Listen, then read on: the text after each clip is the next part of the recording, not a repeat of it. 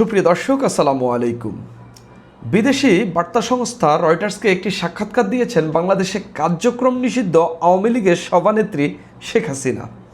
এই যে সাক্ষাৎকার দিয়েছেন, তিনি এখানে বেশ কিছু রাজনৈতিক কথাবার্তা বলেছেন। তবে সবচেয়ে বড় ঘটনাটি হলো তিনি দেশে ফেরার ঘোষণা দিয়েছেন এবং দেশের মাটিতেই মরতে চান এবং তার যেখানে তার বাপ দাদার কবর রয়েছে সেখানেই তিনি মৃত্যুবরণ করতে চান, এই ঘোষণা দিয়েছেন। স্পষ্টত তিনি টাইমলাইন নির্ধারণ করে দিয়েছেন তিনি কবে ফিরতে চান। তিনি বলেছেন ডিসেম্বরে তিনি ফিরতে চান।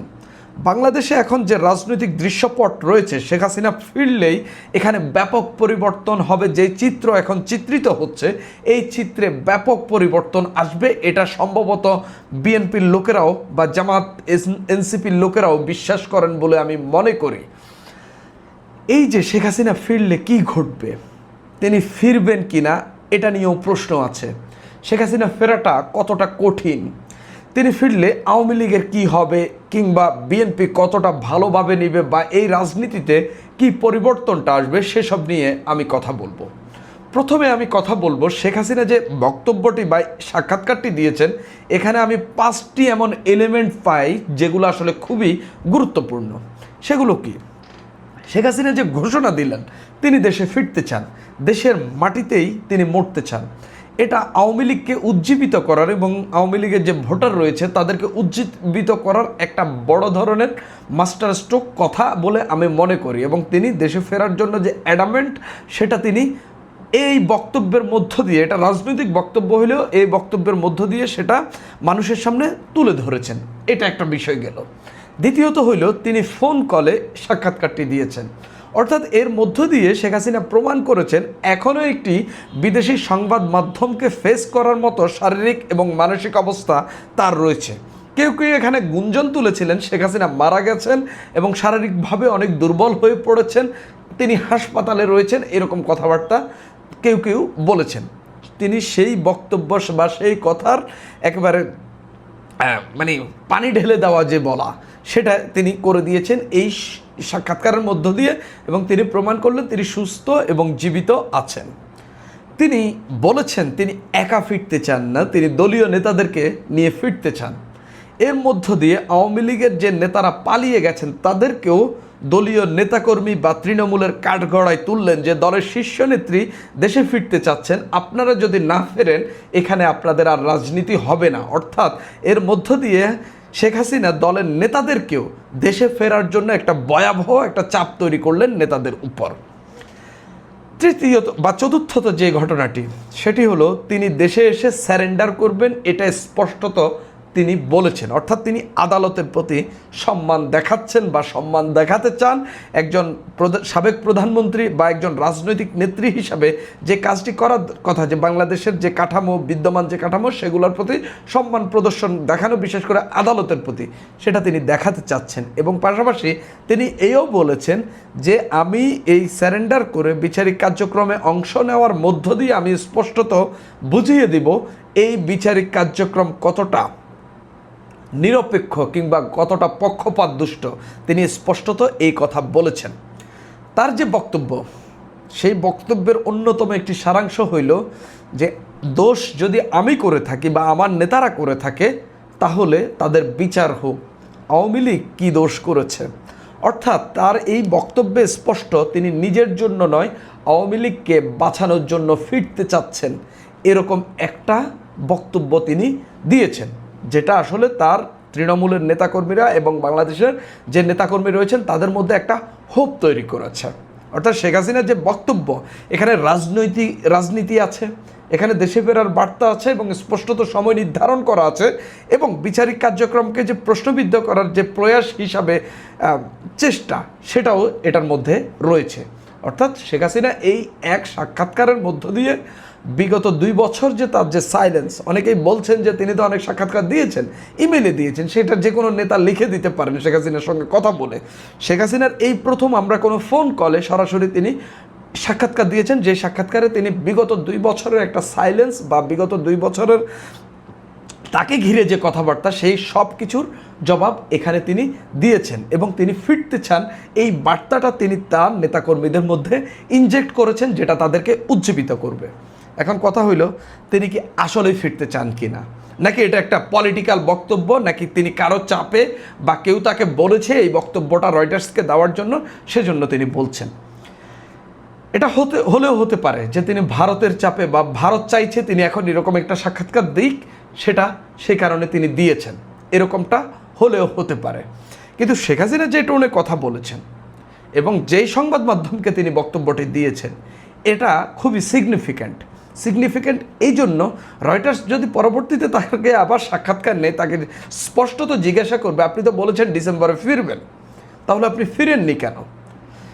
এটা খুবই গুরুত্ব বহন করে। এবং শেখ হাসিনা রয়টার্সকে বলাটা, আমি মনে করি যে ভারতের চাপ থাকলেও থাকতে পারে, যেটা নিয়ে অনেকেই বলাবলি করছেন, বা ভারত তাকে এখন একটা পলিটিক্যাল চিফ হিসাবে ব্যবহার করার চেষ্টা করছেন, যে বাংলাদেশ এখন কিছুটা চীনমুখী হয়ে যাচ্ছে, শেখ হাসিনাকে তারা তাদের রাজনৈতিক উদ্দেশ্যে এখন ব্যবহার করে বাংলাদেশকে লাইনে আনার চেষ্টা হলেও হতে পারে।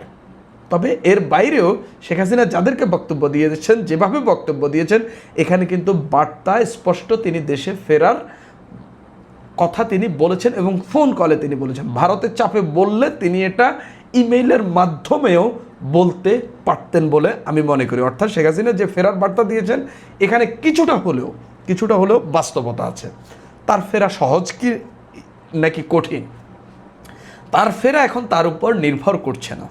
প্রথমত কথা হইল এটা, ভারত চাইতে হবে, তাকে ভারত ফেরত দেবে কিনা। ভারত চাইলে এখানে তার বিরুদ্ধে মামলাও দিতে পারে। শেখ হাসিনার কাছে এখন কোনো পাসপোর্ট নেই, মূলত ট্রাভেল ডকুমেন্ট নিয়েই তিনি ভারতে আশ্রয় নিয়েছেন, বা ভারতের আশ্রয় নেওয়ার পর ট্রাভেল ডকুমেন্ট দিয়েই তিনি সেখানে থাকছেন। বাংলাদেশে ফিরতে হইলেও তাকে ওইখানকার হাই কমিশনে আবেদন করতে হবে, তাকে ট্রাভেল ডকুমেন্ট পেতে হবে। তো বাংলাদেশ সরকার যদি ট্রাভেল ডকুমেন্ট না দেয় বা হাই কমিশন যদি না দেয়, তিনি কি ফিরতে পারবেন না। অর্থাৎ তার ফেরাটা তার উপর নির্ভর করছে না। এখন কথা হলো, শেখ হাসিনা ফিরলে আওয়ামী লীগের কী লাভটা হবে? শেখ হাসিনা ফিরলে আওয়ামী লীগের পলিটিক্যাল একটা লাভ আছে। দেখেন, নেত্রী বা দলের প্রধান আপনার ভারতে থাকা আর বাংলাদেশের কারাগারে থাকার মধ্যে হিউজ তফাৎ আছে, হিউজ তফাৎ। আপনি একই জায়গায় একই অক্সিজেন নিচ্ছেন, একই অবস্থা ফেস করছেন। আপনি এই দেশে যে আপনার দলের বিরুদ্ধে যে অভ্যুত্থান হয়েছে এবং আপনি যে বিচারের কাঠগড়ায় আপনাকে আনা হয়েছে, আপনি সেটা ফেস করছেন।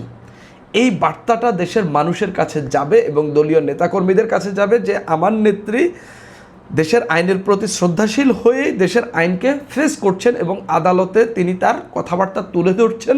পাশাপাশি কারাগারে থাকলেও কারাগার থেকেও নেতৃত্ব দেওয়া যায়। আমরা দেখেছি বেগম জিয়া কারাগারে ছিলেন, সেখান থেকেও তিনি কতটা ভালোভাবে বিএনপিকে পরিচালনা করেছিলেন। আপনারা অনেকেই বলতে পারেন যে তারেক রহমান লন্ডন থেকে এই দল পরিচালনা করেছেন, কিন্তু এখানে যদি বেগম জিয়া না থাকতেন, তারেক রহমানের ওই দেশ পরিচালনা আপনার চোখেই পড়তো না। আপনি বিশ্বাস করেন, ওটা আপনার চোখেই পড়তো না। শুধুমাত্র বেগম জিয়া বা বেগম খালেদা জিয়া জীবিত থাকার কারণে এই বিএনপির নেতৃত্ব ধরে রাখা বা বিএনপিকে একটি রাজনৈতিক দল হিসাবে শৃঙ্খলাবদ্ধ রাখা বা টিকিয়ে রাখাটা সম্ভব হয়েছে। সেই জায়গা থেকে শেখ হাসিনা যদি ভারতে থাকেন, এটা তিনিও উপলব্ধি করতে পারেন যে তার দল বিলীন হওয়ার দিকেই এগিয়ে যাবে। বরঞ্চ তিনি যদি দেশে আসেন, দেশে যদি ফাঁসিতেও ঝোলেন, বরঞ্চ এটা তার দলের জন্য একটা বড় সিগনিফিক্যান্ট হয়ে থাকবে এবং দলটাকে টিকিয়ে রাখা বা বাঁচিয়ে রাখার ক্ষেত্রে বড় ভূমিকা পালন করবে। কৌশলগতভাবে আওয়ামী লীগের জন্য এটা একটা ভুল বা একটা ডিজাস্টার হইতে পারে। সেটা কিভাবে? আওয়ামী লীগের কার্যক্রম নিষিদ্ধ। শেখ হাসিনা হয়তো এখন মনে করতেই পারেন যে আমি ফিরলে এয়ারপোর্টে বিশাল সমাগম দেখব, আমাকে অ্যারেস্ট করে কারাগারে নিতে গেলেও দেখব যে আমার নেতাকর্মীরা দুই পাশ থেকে হাততালি দিচ্ছেন, অর্থাৎ আমার জন্য জড়ো হচ্ছেন। এটা আমি আন্তর্জাতিকভাবে দেখাতে পারবো বা আন্তর্জাতিক মিডিয়া এটা কভার করবে এবং তার প্রত্যাবর্তনটা একটা সিগনিফিক্যান্ট। তিনি প্রত্যাবর্তিত হয়ে কারাগারে যাচ্ছেন, কিন্তু এটা একটা সিগনিফিক্যান্ট ঘটনা হয়ে থাকবে বা তাৎপর্যপূর্ণ হয়ে থাকবে আওয়ামী লীগের জন্য, এটা তিনি দেখাতে পারবেন। কিন্তু যদি উল্টোটা ঘটে, ধরেন আওয়ামী লীগের নেতা কর্মীরা ঢাকায় সমবেত হতে পারলেন না। শেখ হাসিনা যেদিন ফিরেছেন তারা সংবর্ধনা দিতে পারলেন না, বা তারা সংবর্ধনা দেওয়ার তো বিষয় না, তারা তার জন্য জমায়েত হইতে পারলেন না, বা নেতাকর্মীরা তার জন্য উপস্থিত হইতে পারলেন না, বা বড় সমাগম দেখাতে পারলেন না। ঠিক হিতে বিপরীত ঘটবে। যেহেতু আওয়ামী লীগের কার্যক্রম নিষিদ্ধ, নেতাকর্মীরা এই জায়গা থেকে কতটা সমবেত হতে পারেন সেটা নিয়ে প্রশ্ন থাকছে। অর্থাৎ আওয়ামী লীগের নেত্রী ফিরে আসাটা তাদের দলের জন্য পলিটিক্যালি একটা লাভজনক বিষয়, কিন্তু কৌশলগতভাবে এটা একটা ডিজাস্টারাস সিদ্ধান্ত হওয়ার সম্ভাবনা রয়েছে যদি নেতাকর্মীরা তাকে সেভাবে বরণ করার জন্য জমায়েত না হতে পারে, বা সেভাবে যদি সিগনিফিকেন্টলি যদি তারা একত্র হয়ে যদি শেখ হাসিনার জন্য যদি উপস্থিত না হতে পারেন। এটা তো গেল আওয়ামী লীগের দিক থেকে। তবে আওয়ামী লীগের নেত্রী বা সভানেত্রী, সেটা শেখ হাসিনা হন, যিনিই হন, তিনি দেশের কারাগারে, বিদেশে থাকা চেয়ে দেশের কারাগারে থাকা কিংবা কোথাও আবদ্ধ থাকাটা, দেশে থাকাটা খুবই সিগনিফিক্যান্ট। বিএনপির জন্য এটা কেমন হইতে পারে? বিএনপির জন্য দুইটা ঘটনা আছে। একটা হচ্ছে, এখনও বাংলাদেশে আওয়ামী লীগ বিরোধিতার চেয়েও শেখ হাসিনা বিরোধী সেন্টিমেন্ট খুবই স্ট্রং। অনেক আওয়ামী লীগও শেখ হাসিনাকে অপছন্দ করেন। আওয়ামী লীগ করেন এমন অনেক ব্যক্তিও আছেন যারা শেখ হাসিনার নেতৃত্বকে অপছন্দ করেন, তার যে 17 বছরের যে শাসনামল সেটাকে খুবই ঘৃণা ভরে প্রত্যাখ্যান করেন। সেই জায়গা থেকে এখনও যে হাসিনা বিরোধী সেন্টিমেন্ট আছে, সেই সেন্টিমেন্ট কাজে লাগিয়ে যদি হচ্ছে শেখ হাসিনাকে ফাঁসিতে ঝোলানো যায়, এটা বিএনপির পক্ষে যাবে। এটা গেল একটা দিক। যদি শেখ হাসিনা বিচারিক কার্যক্রমে অংশ নিয়ে যদি বিচারিক কার্যক্রমকে বিতর্কিত করতে পারে, বা আন্তর্জাতিকভাবে বিচারিক কার্যক্রম নিয়ে প্রশ্ন তুললে তিনি যদি এটাকে আন্তর্জাতিক একটা মিডিয়া ট্রায়ালের মধ্যে আনতে পারেন, এটা বিএনপির জন্য বড়সড় চাপ। পাশাপাশি যদি শেখ হাসিনার জন্য প্রতিদিনই ঢাকা শহরে বলেন দেশের বিভিন্ন স্থানে যদি আন্দোলন জমায়েত হয়, এটা বিএনপির জন্য একটা চাপ। শেখ হাসিনা বা আওয়ামী লীগকে যদি যথাযথ প্রক্রিয়ায় যদি নির্বাচনে অংশগ্রহণ করতে না দেওয়া হয়, শেখ হাসিনা যদি দেশে ফিরেন এবং আওয়ামী লীগের ভোটাররা যদি ভোট না দিতে পারেন, তাদের যদি রাজনৈতিক অধিকার খর্ব হয়, বা যদি তারা তাদের রাজনৈতিক অধিকার না পান, সেই ক্ষেত্রে এখানে সবসময় আরেকটা অভ্যুত্থানের সম্ভাবনা বেঁচে থাকবে, এবং সেই অভ্যুত্থানটা আওয়ামী লীগের হাত দিয়ে বা আওয়ামী লীগের নেতৃত্বেই ঘটবে। তো এটা যদি হয়, তাহলে পতনটা কার হবে বা অভ্যুত্থানটা কার বিরুদ্ধে ঘটবে? নিশ্চিতভাবে যদি সেই সময়ে বিএনপি ক্ষমতায় থাকে তাদের বিরুদ্ধে হবে, সেই সময়ে যদি জামাত ক্ষমতায় থাকে তাদের বিরুদ্ধে হবে, সেই সময় যদি এনসিপি ক্ষমতায় থাকে তাদের বিরুদ্ধে ঘটবে।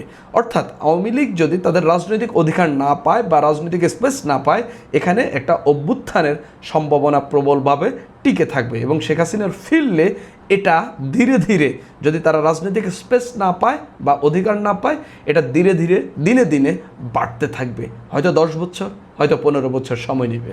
সুপ্রিয় দর্শক, এখন এই পর্যন্তই।